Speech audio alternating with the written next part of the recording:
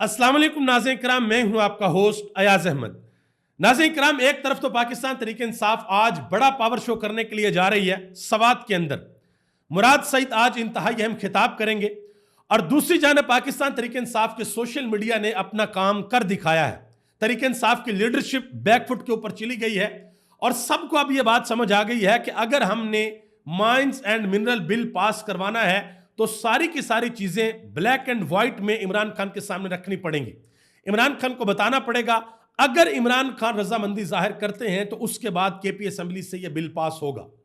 इमरान खान के केसेस के हवाले से अहम तरीन दरखास्तें भी दायर कर दी गई हैं और तहरीक तहफ़्फ़ुज़ आईन पाकिस्तान के रहनुमा साहबजादा हामिद रजा, उन्होंने अहम तरीन और बड़ा ऐलान कर दिया है। उन्होंने बताया है कि किस किस शहर के अंदर जलसे होंगे, कहां पर कन्वेंशन होंगे और आखिर में इस्लामाबाद के अंदर एक बड़ा एहतजाज होगा और यह एहतजाज इमरान खान की रिहाई के हवाले से होगा। इस पर भी बात करते हैं। आगे बढ़ने से कबल गुजारिश करूंगा कि वीडियो को लाइक कर दें, चैनल को सब्सक्राइब कर लें और मेरे उन तमाम दोस्तों का बेहद शुक्रिया जिन्होंने हमारे यूट्यूब चैनल को सब्सक्राइब किया। नाज़रीन किराम, सबसे पहले आपको बता दूं इमरान खान के हवाले से, इमरान खान को 190 मिलियन पाउंड केस के अंदर जो सजा हुई थी उस हवाले से अभी तक इस्लामाबाद हाई कोर्ट में इमरान खान की अपील नहीं लगी। तो दरखास्त दायर कर दी गई है कि इमरान खान की अपील लगाई जाए और यह कहा गया है कि इंसाफ ना सिर्फ होना चाहिए बल्कि होता हुआ नजर भी आना चाहिए। अब देखते हैं कि इमरान खान की अपील लगती है या नहीं लगती। दूसरी जानब एक और खबर है, अडयाला जेल के अंदर एक केस चल रहा है, GHQ हमला केस, और 12 अप्रैल को उसकी समाअत मुकर्रर कर दी गई है। 119 कारकुनान और रहनुमाओं को अडयाला जेल के अंदर पेश होने का हुक्म दे दिया गया है।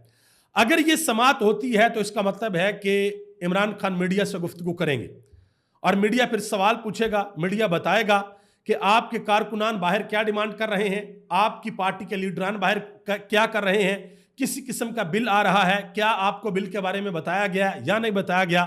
जो दूसरी सारी हैपनिंग्स हो रही हैं, क्या आपकी लीडरशिप आपको अडयाला जेल के अंदर आकर बताती है या नहीं बताती। आपकी बहनों को रोक लिया जाता है, बाकी लोग आपके अडयाला जेल के अंदर आ जाते हैं, तो ये सारे का सारा क्या सीन है। तो अगर ये समाअत होती है तो ये सारी की सारी चीजें इमरान खान के सामने आएंगी और इमरान खान का इंतहाई अहम पैगाम अडयाला जेल से बाहर आ सकता है। इसके अलावा पेशावर के अंदर जो कन्वेंशन हुआ, उस कन्वेंशन में लोगों से 4 सवालात पूछे गए और लोगों से उनकी राय जानने की कोशिश की गई।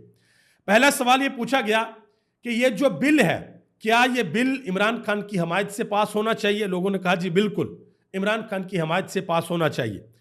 फिर यह पूछा गया कि ड्रोन हमले क्या आपके सूबे के अंदर होने चाहिए। लोगों ने कहा कि बिल्कुल नहीं होने चाहिए। फिर यह पूछा गया कि क्या आपके सूबे के अंदर कोई ऑपरेशन होना चाहिए। लोगों ने कहा कि बिल्कुल नहीं होना चाहिए। फिर आखिर में यह पूछा गया कि क्या बैरिस्टर सैफ आपको मंजूर है। लोगों ने कहा कि हमें यह मंजूर नहीं है, इसको इस्तीफा देना चाहिए। आज जो सवात के अंदर एक पावर शो होने के लिए जा रहा है, बहुत बड़ी तादाद के अंदर लोग वहां पर आ चुके हैं और मुराद सईद इंतहाई अहम खिताब आज सवात के अंदर करेंगे।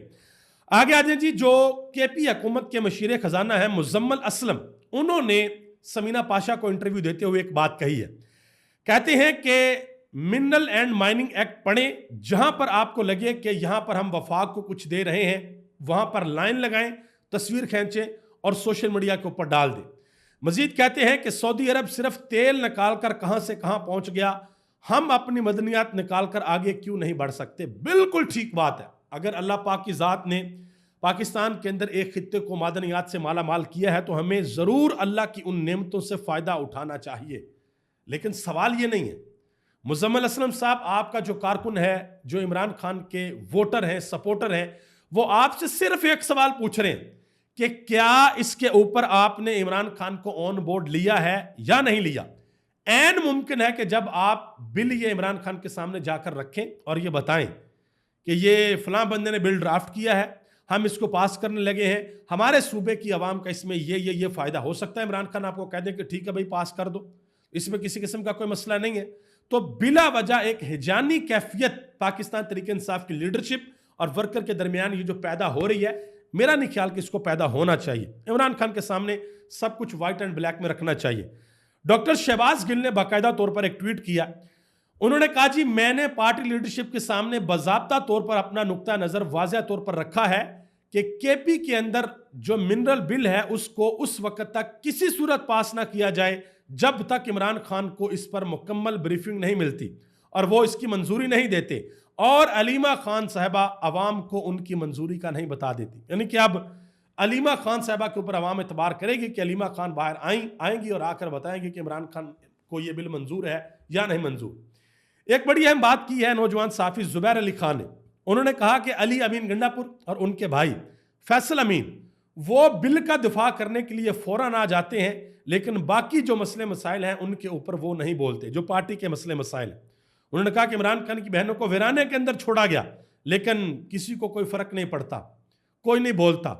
और सवाल सिर्फ सादा सा है कि अगर यह बिल इतना ही अच्छा है तो इमरान खान को ब्रीफ क्यों नहीं किया जा रहा, इमरान खान को क्यों नहीं बताया जा रहा। ये एक इंडिपेंडेंट की खबर है, ये आप देख लें, वाज़ह तौर पर लिखा है कि यूक्रेन के बाद जो ट्रंप है उसकी नज़रें अब पाकिस्तान के मिनरल्स के ऊपर हैं। और आपको पता कि हाल ही में अमेरिका से एक वफद भी आया, उन्होंने आकर पाकिस्तान के वज़ीर आज़म से, पाकिस्तान के आर्मी चीफ से, पाकिस्तान के वज़ीर दाखिला से, सबसे उन्होंने मुलाकातें की। तो अगर इतने बड़े स्टेज के ऊपर हम ये सारा कुछ करने के लिए जा रहे हैं तो इमरान खान को एतमाद में लेना चाहिए, क्योंकि पाकिस्तान की अवाम का एक बड़ा हिस्सा इमरान खान के पीछे खड़ा है। अजमल जामी साहब ने एक बड़ी अहम बात की। उन्होंने कहा कि इस वक्त पाकिस्तान तहरीक इंसाफ दो धड़ों के अंदर तकसीम हो चुकी है। एक धड़ा अली अमीन गंडापुर, बैरिस्टर सैफ, बैरिस्टर गोहर और शेख वकास अकरम है, जो कि मदनियात की जो बिल है उसके मंजूरी के हक में है। दूसरी जानब एक फितरती ग्रुप ने जन्म लिया है जो ये कह रहा है कि भाई आप इस बिल को इमरान खान के सामने रखें। और अलीमा खान ने वाज़ह तौर पर कहा है, सलमान अकरम राजा ने वाज़ह तौर पर कहा है कि इसको इमरान खान के सामने रखना पड़ेगा। साहबजादा हामिद रजा ने तहरीक के हवाले से अहम तरीन बयान दिया है। एक इंटरव्यू के अंदर उन्होंने कहा कि हम बहुत जल्द कराची के अंदर, कोयटा के अंदर, पेशावर के अंदर और लाहौर के अंदर जलसा आम करने के लिए जा रहे हैं। उन्होंने कहा कि आखिर में पूरे मुल्क का जो रुख है वो इस्लामाबाद की जानब होगा। उन्होंने कहा कि इस मरतबा ये नहीं होगा कि सिर्फ KPK से लोग आएंगे और इस्लामाबाद एहतजाज करेंगे, इस मरतबा पंजाब के अंदर से भी बहुत ज़्यादा आवाम निकलेगी और एहतजाज करेगी। मैं एक चीज़ आपको बता दूँ, मुझे ये महसूस होता है, वैसे साहबजादा हामिद रजा ने कहा कि इसके लिए हम बहुत ज़्यादा लेट नहीं करेंगे, लेकिन आगे जो दिन आ रहे हैं वो सख्त गर्मियों के दिन हैं। तो सख्त गर्मियों के दिनों में एहतजाज करना मुश्किल ही नहीं, नामुमकिन हो जाएगा। ना तो सख्त सर्दियों में एहतजाज होता है, ना सख्त गर्मियों में एहतजाज होता है। तो ये आहिस्ता आहिस्ता 4 जलसे होने, इसका मतलब है 4 महीने लगेंगे कि हर शहर में एक जलसा करने के लिए आपको 1 महीना तो चाहिए, ठीक है। उसके बाद कन्वेंशन हो रहे हैं, फिर आपने पूरे मुल्क के अंदर लोगों को मोबिलाइज करना है, लोगों को इकट्ठा करना है, तंजीम साजी करनी है, सारा कुछ करना है। तो करते करते करते करते ये वही टाइम आ जाएगा अक्टूबर नवंबर का कि वहां पर जाकर फिर एक फाइनल कॉल की दोबारा कॉल दी जाएगी, एहतजाज के लिए दोबारा कॉल दी जाएगी। ये मुझे लगता है ऐसे होगा। बहरहाल देखते हैं आने वाले वक्त में कैसे होता है। अलीना शगरी ने एक बड़ी अहम बात की, कहते हैं कि खबर यह है कि अगले हफ्ते तहरीक इंसाफ की लीडरशिप में से दोबारा एक ग्रुप को इमरान खान से मुलाकात के लिए भिजवाने की तैयारी हो रही है ताकि मदनियात बिल की मंजूरी ली जा सके। इसके बाद मुलाकातें बहाल रहती हैं या नहीं रहती ये वक्त बताएगा। साद रसूल साहब ने आसमा शराजी के शो के अंदर एक बड़ी लॉजिकल और बड़ी ज़बरदस्त बात की। उन्होंने कहा कि मिनरल और मादनियात निकालने पर एक लॉन्ग टर्म पॉलिसी होनी चाहिए। उन्होंने कहा कि ये 50-50 साल के ठेके दिए जा रहे हैं जो हो रहा है। उन्होंने कहा कि इन मसवदों को पब्लिक करना चाहिए ताकि अपोजिशन, हुकूमत और अवाम समेत सबको पता चले कि क्या होने के लिए जा रहा है। उन्होंने कहा ताकि किसी किस्म का कोई शक बाकी ना रहे। अगर ये हुकूमत किसी के साथ 50 साल का मुआहदा करती है तो कल को तो ये हुकूमत नहीं रहेगी, कोई और हुकूमत आ जाएगी, उनको भुगतना पड़ेगा। तो सबको ऑन बोर्ड लेना चाहिए, एक बड़े स्टेज पे सबको बैठाना चाहिए, ऑन बोर्ड लेना चाहिए और फिर मुल्क के हक में फैसला करना चाहिए। यह साद रसूल साहब ने बात की है। जुबैर उमर ने एक बात की, कहते हैं कि जिन इलाकों में ज़्यादा मादनियात हैं वहाँ सिक्योरिटी और अमन अमान के मसाइल हैं। उन्होंने कहा कि इस वक्त बलोचिस्तान के हालात ये हैं कि कोई पाकिस्तानी वहाँ पर जाने को तैयार नहीं है, कोई बाहर से आकर वहाँ पर कैसे सरमायाकारी करेगा। उन्होंने कहा कि आप इसे जितनी मर्जी यकीन दहानियाँ करवा लें, चीन की मिसाल आपके सामने है कि चीन पाकिस्तान के अंदर अब उस तरीके से एक्टिव नहीं है, सिर्फ इस वजह से कि सिक्योरिटी के मसले मसाइल हैं, आए दिन कोई ना कोई मसला यहाँ पर हो जाता है। मजहर अब्बास साहब ने एक बड़ी अहम बात की है, कहते हैं कि जो चीज़ें एस्टेब्लिशमेंट के हक में नहीं जा रही वो ये है कि आप इमरान खान का क्या करेंगे, इमरान खान को कब तक आप जेल के अंदर रखेंगे, उसके वोट बैंक को आप कैसे ख़त्म करेंगे। उन्होंने कहा कि ये वो सवाल हैं जिसका किसी के पास कोई जवाब नहीं है, ना हुकूमत के पास है, ना किसी और के पास। उन्होंने कहा कि बाकी लीडर्स तो मैटर ही नहीं करते, इमरान खान की लीडरशिप कोई मैटर नहीं करती, मैटर सिर्फ इमरान खान करता है, इमरान खान के कारकुनान करते हैं। क्यों? क्योंकि इनका आपस में डायरेक्ट रिलेशन है, इनके दरमियान में किसी किस्म का कोई मीडियम नहीं है, इमरान खान है और इमरान खान के कारकुनान है। पारस जहां ज़ेब ने बहुत बड़ा इंकशाफ किया जी, कहती हैं कि मैं आपको पूरी जिम्मेदारी के साथ ये खबर दे रही हूं कि इमरान खान के एस्टेब्लिशमेंट से मुज़ाकरात शुरू हो चुके हैं।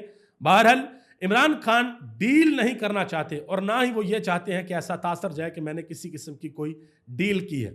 सदीक जान ने एक बड़ी अहम बात की, वो कहते हैं कि मुराद सईद, जुनेद अकबर और आलिया हमजा, इन्होंने हुकूमत के लिए खतरे की घंटी बजा दी है। जो लोग पहले एक्टिव नहीं थे अब वो लोग भी एक्टिव हो जाएंगे। अगर वो लोग एक्टिव ना हुए तो फिर उनको डर और खौफ ये है कि सारे का सारा क्रेडिट मुराद सईद ले जाएगा, जुनेद अकबर ले जाएगा और डॉक्टर आलिया हमजा ले जाएंगी। इसलिए बाकी के जो लोग हैं वो भी बहुत ज़्यादा एक्टिव होने के लिए जा रहे हैं। आगे आ जाए जी, तहरीक इंसाफ के social media activist Haider Saeed, आपको पता है कि उनको गिरफ्तार किया गया, उनके घर से उनके ऊपर बाद में कोई मवाद वगैरह भी डाला गया। तो अदालत के अंदर जज के सामने खड़े होकर आज बड़ी अहम बात हुई है। जज ने उनसे पूछा कि शनाख्त परेड में आया है कि तुमने पिस्तौल और कलाशनकोफ उठाई थी। तो हैदर सईद ने कहा कि कुरान पाक के ऊपर हलफ देने को तैयार हूं कि इन हाथों के अंदर मोबाइल हो सकता है, कलम हो सकती है, ये हाथ मोबाइल उठा सकते हैं, कलम उठा सकते हैं, लेकिन कभी बंदूक नहीं उठा सकते। उन्होंने कहा कि जैसा बचपन में वो जो पानी वाला पिस्तौल होता है उससे मैं खेलता रहा हूं, लेकिन ये जो मेरे ऊपर डाला जा रहा है ये बिल्कुल बेबुनियाद है, इसमें किसी किस्म की कोई हकीकत नहीं है। आगे आ जाए जी, बहुत से लोगों को बड़ा ये गिला और शिकवा था कि वो 8 फरवरी से 1-2 दिन पहले अखबारों के अंदर इतना इतना बड़ा क्यों लिखा गया था, नवाज शरीफ वजीर आज़म, अवाम ने अपना फैसला सुना दिया। तो आखिरकार इरफान सदीकी साहब को ये बहुत देर बाद जाकर ये चीज़ समझ आ गई है, उन्होंने इसके ऊपर क्लैरिफिकेशन दे दी है।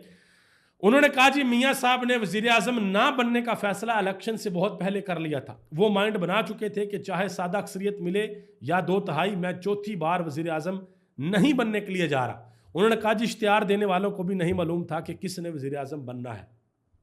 ये आप अंदाज़ा लगा लें।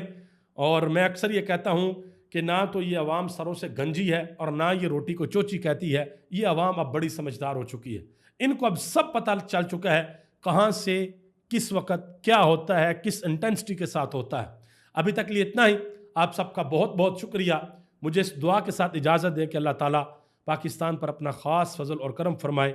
इस मुल्क के करोड़ों लोग जो पाकिस्तान और दुनिया भर के अंदर बसते हैं, अल्लाह सब की खैर फरमाए, अल्लाह आलम इस्लाम की खैर फरमाए। खसूसी तौर पर दुआ किया करें कि पूरी दुनिया के अंदर जहाँ जहाँ मुसलमान ज़ेर अताब हैं, मुसलमानों के ऊपर जुल्म किया जा रहा है, अल्लाह पाक वहाँ पर उनकी ख़ास मदद फरमाए, अपने गैब से मदद फरमाए।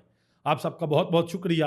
पाकिस्तान जिंदाबाद, पाकिस्तान के करोड़ों अवाम पाइंदाबाद।